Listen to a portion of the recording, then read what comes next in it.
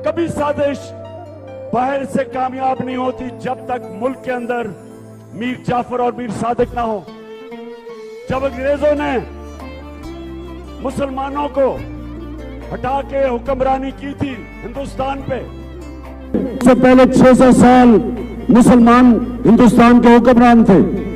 तो जब अंग्रेजों ने मुसलमानों की हुक्मरानी खत्म की तो उन्होंने बंगाल से शुरू किया और बंगाल के अंदर वो कभी कामयाब ना होते अगर वहां एक गद्दार मीर जाफर अगर वो ना बैठा होता और अंग्रेजों के साथ ना मिलके सिराजुद्दौला को शिकस्त दिलवाता।